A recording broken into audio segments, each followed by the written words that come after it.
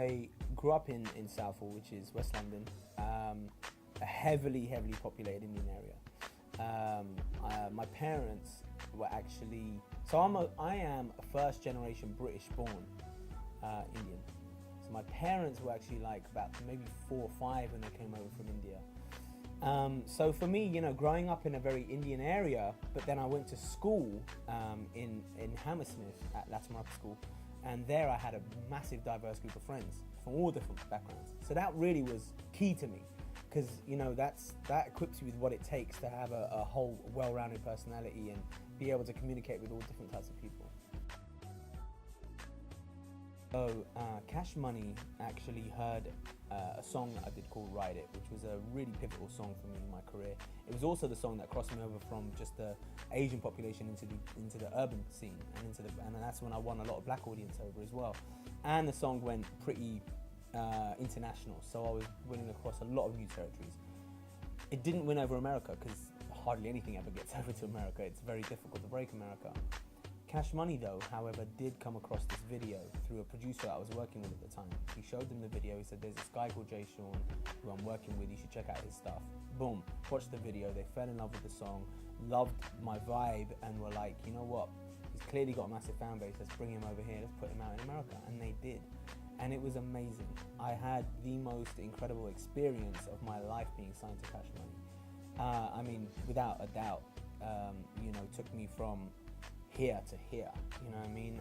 I became a household name in America. That first song I put out went #1 Billboard, and after that I was like, what do you do after your first song becomes #1 in America? So of course we tried to follow up with more success, and we were very fortunate. We had a lot of success, you know. We ended up selling over 15 million records over there, you know. So for me it was great. The madness that came along with that was just, of course, one of those things that there's going to be tales that you tell your grandkids, you know. Oh, you'd never believe it, you know, Justin Timberlake called me up to get me on his show in Vegas, where just a handful of him called Justin and Friends. I'm like, what? Since when? Like, when did that? When I was living in Southall, I never thought that kind of thing would ever happen in my whole life, you know. And then you've got all of these things, casual chit chats with Jay-Z, who's my ultimate icon. But then he's talking to me, making jokes about how I stole both his names. Like, these funny little anecdotes, which you'll never forget, only happened because I made it in America, you know, and it was really an amazing thing.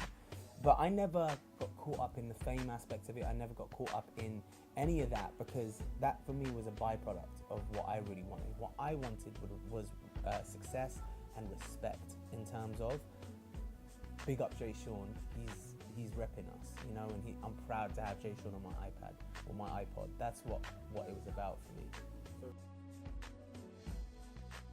Look, like I said, man, it's hard, and the thing is, they have their superstars. They have theirs. You know what I mean? So they don't need our superstars. They have the best of the best of the best for them, as far as they're concerned. If we can offer something different and unique that they then are drawn to, they're going to be like, yes, I like this. Sam Smith is killing it over there because he's coming with a singer-songwriter style that American artists aren't doing. Adele did the same thing. Ed Sheeran did the same thing. They're different. They're unique. You know what I mean? British hip-hop, if I'm honest, grime is going to be so difficult to break into America. For one reason only. They need to understand what we're saying. But British rappers, of course, are very British sounding.